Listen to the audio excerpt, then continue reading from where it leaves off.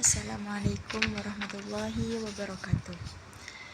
Perkenalkan, nama saya Anissa Sayyidah Rifqah, Program Studi Ilmu Al-Quran dan Tafsir Fakultas Usuluddin dan Dakwah dengan nomor NIM 2438401206 UIN Madura. Di sini saya akan menjelaskan tentang sejarah perkembangan Al-Quran pada masa dinasti Abbasiyah dan Utsmaniyah. Langsung saja ya. Di sini poin A yaitu genealogi dinasti Abbasiyah dan dinasti Utsmaniyah. Yang pertama yaitu genealogi dinasti Abbasiyah. Nah, dinasti Abbasiyah berdiri pada tahun 750 Masehi bertepatan dengan 132 Hijriah di Baghdad, yaitu Irak.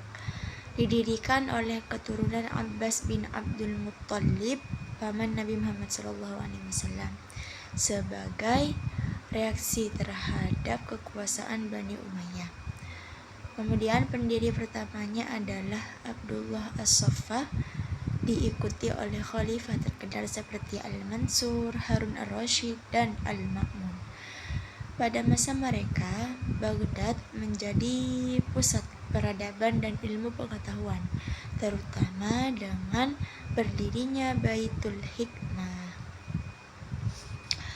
Kemudian selain itu, pada masa Abbasiyah berkembang pesat kajian tafsir, qiraat, dan kodifikasi Al-Quran dengan munculnya ulama besar seperti Abu Ubaid Al-Qasim bin Salam, Ibnu Mujahid, dan Al-Farra.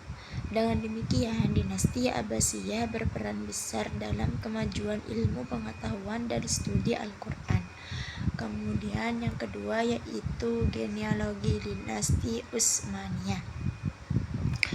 Dinasti Utsmaniyah muncul setelah melemahnya kekuasaan Abbasiyah di Anatolia, yaitu di Turki modern, dipelopori atau pendiri oleh Utsman bin Ertugrul pada akhir abad ke-14 Masehi. Dikenal sebagai dinasti Utsmaniyah atau Ottoman Empire. Ya intinya gitulah ya bahasa Inggrisnya. Berdiri pada tahun 1281 di Asia Kecil.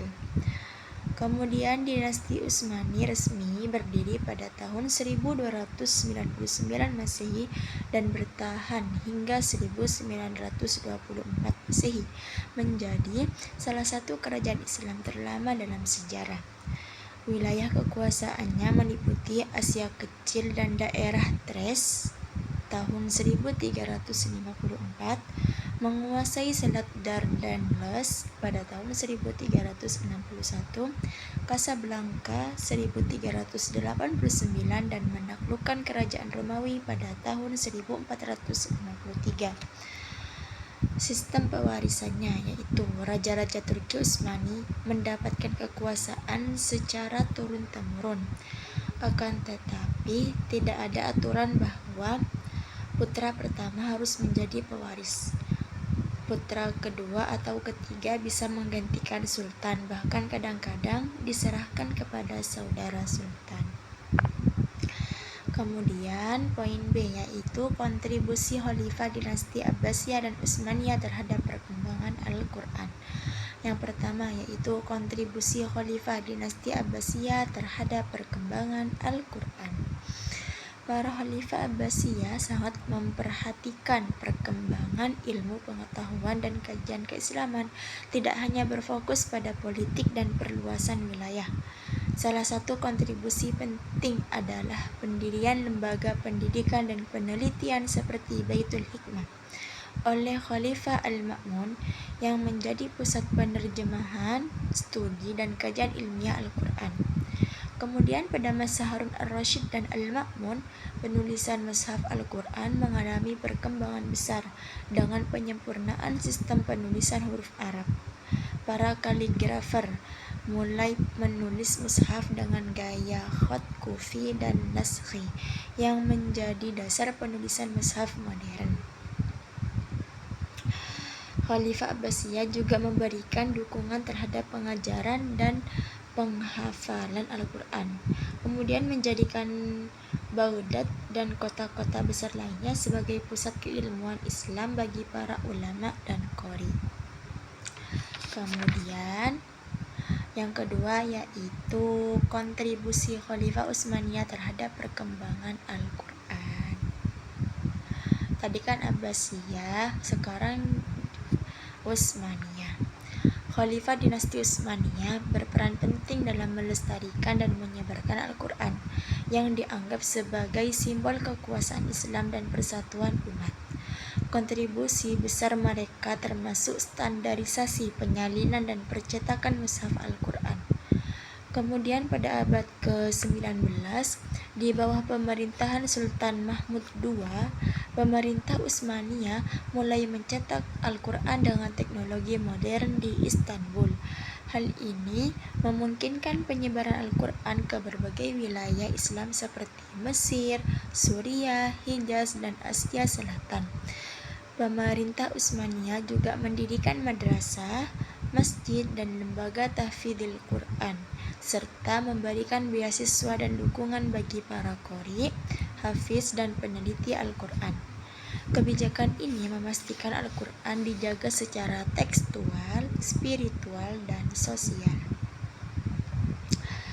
Kemudian yang poin C yaitu peran ulama qiraah pada masa dinasti Abbasiyah dan dinasti Utsmaniyah.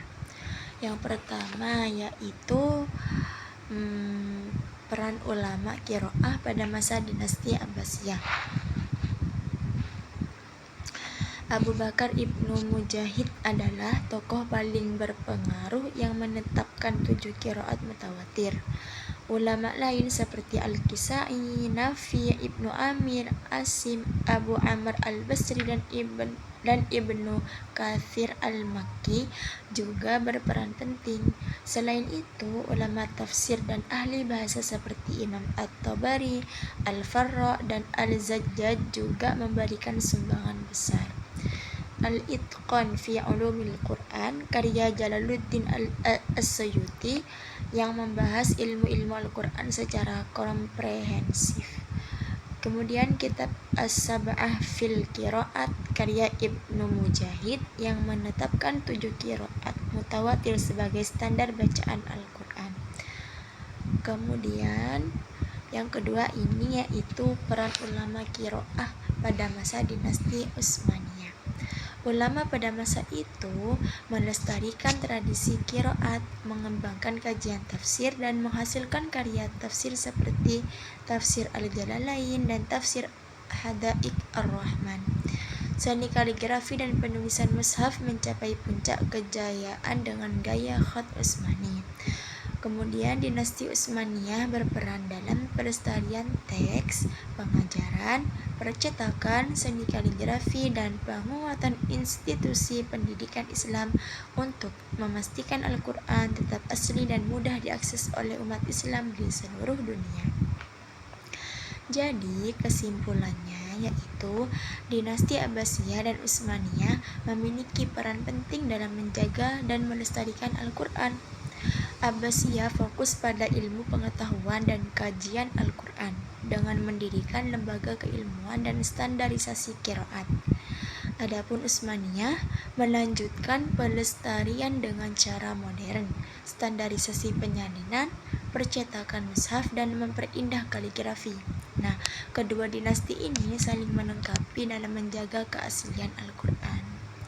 Arigato, terima kasih. Wassalamualaikum warahmatullahi wabarakatuh.